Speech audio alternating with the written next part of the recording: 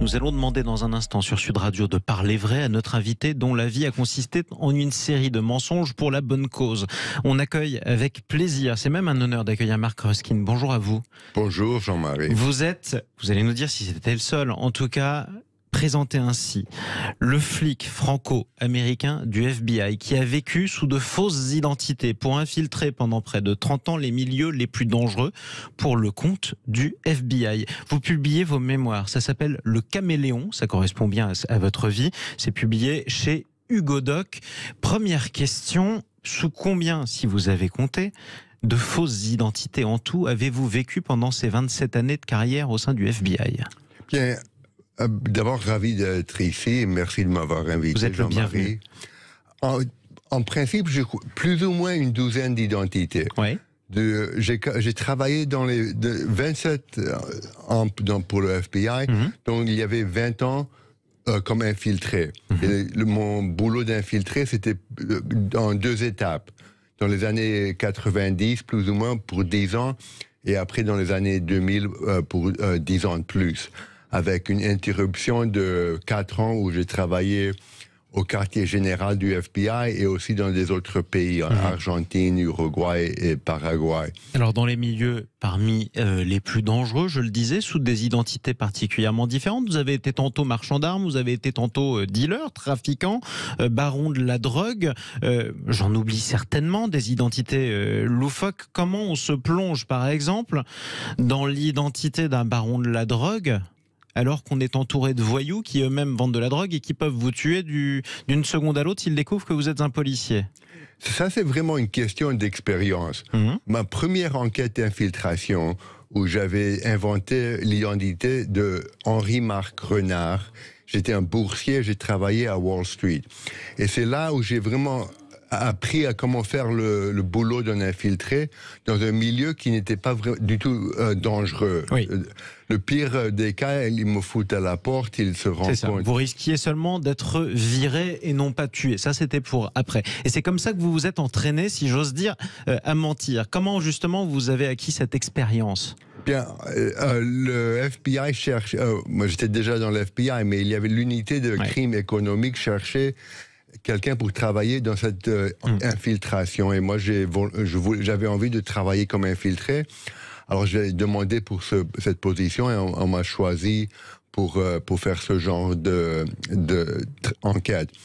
Alors, à cette époque, il n'y avait pas d'école. Maintenant, il y a un cours. Oui. Pour les agents qui ont 5 ans ou plus d'expérience dans l'FBI pour apprendre à faire de l'infiltration.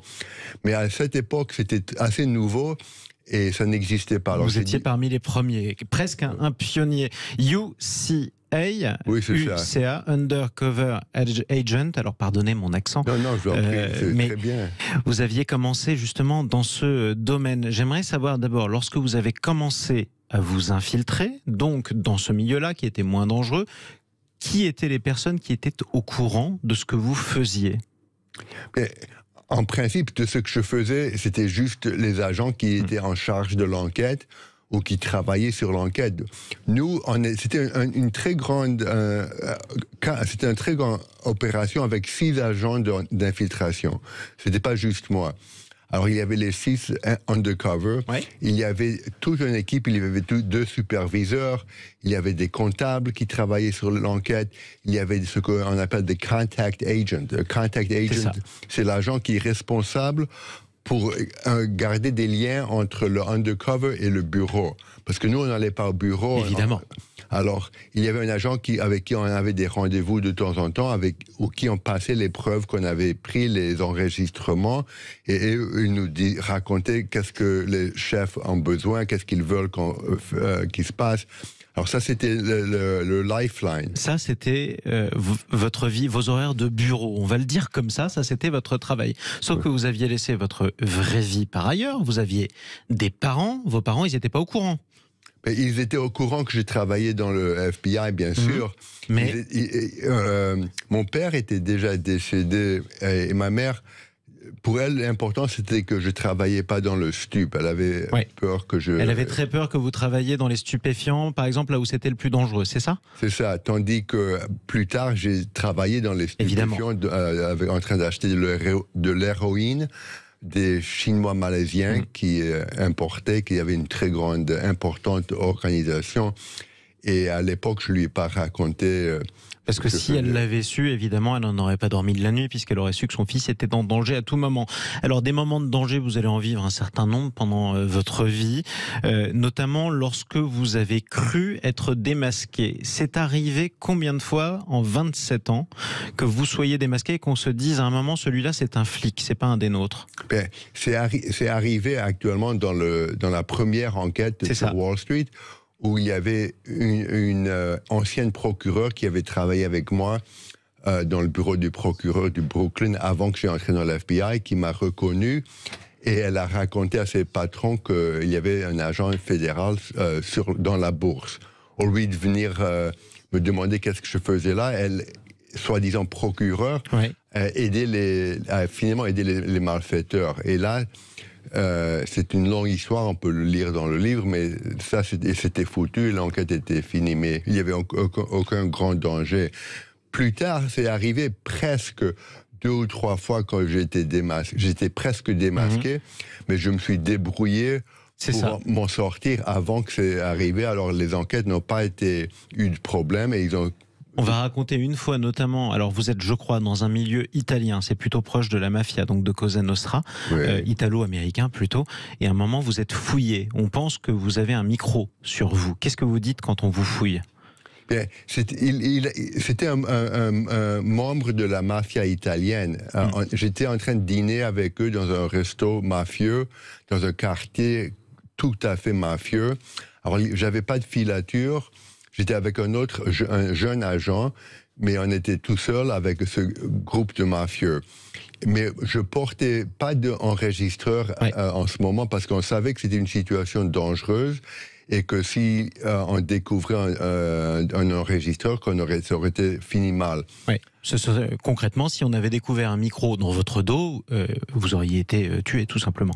J'aurais jamais sorti du restaurant. C'est presque une scène de film, on a l'impression d'être dans Le Parrain. Par exemple, cette scène mythique où justement l'acteur va dans les toilettes pour aller chercher le pistolet qu'il a caché derrière les toilettes. C'était très comme les Sopranos. Ils étaient vraiment, je me suis rendu compte après que ce programme de télévision était très réalistique parce que ils étaient comme ça.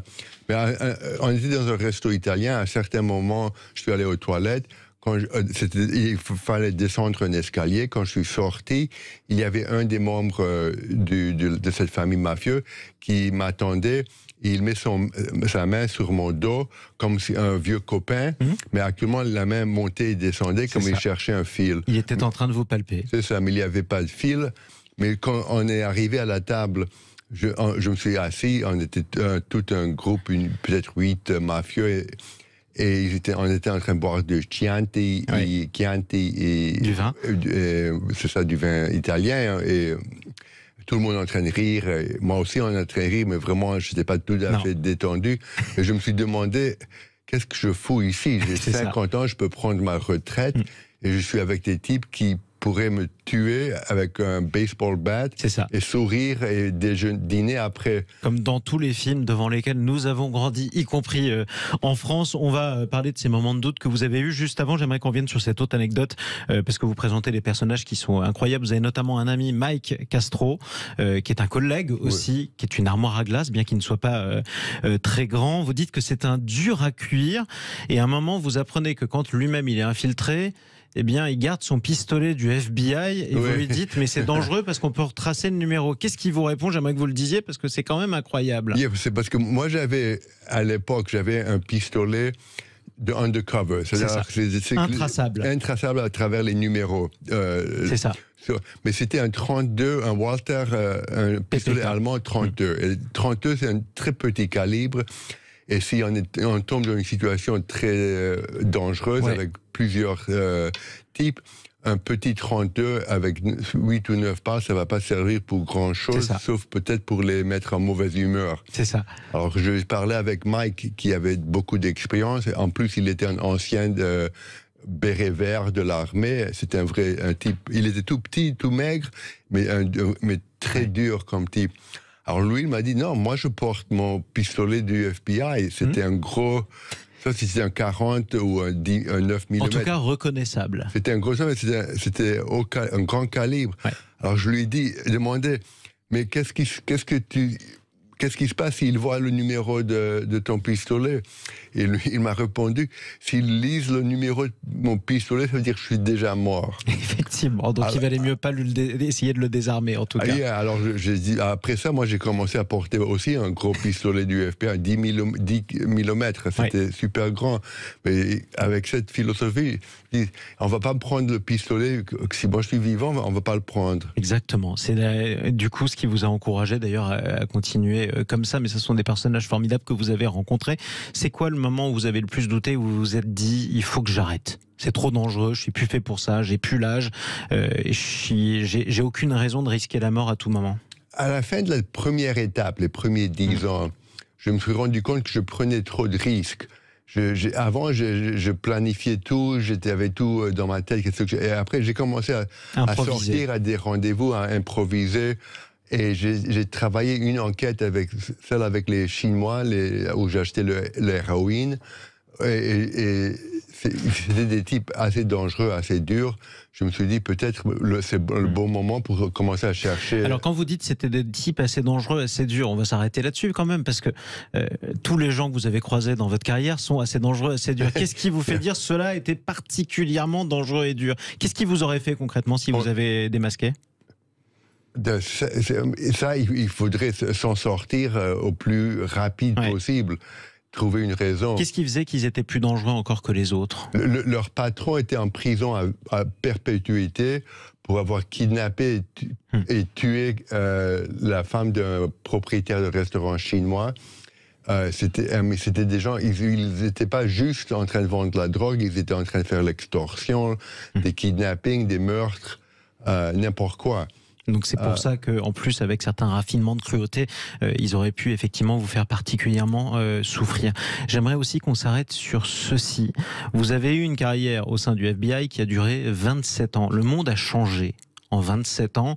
Et vous avez vécu notamment des moments où tout a changé. Il y en a un sur lequel vous vous arrêtez, c'est le 11 septembre. Les attentats du 11 septembre. Qu'est-ce qui fait que votre métier a changé à partir de ce moment-là?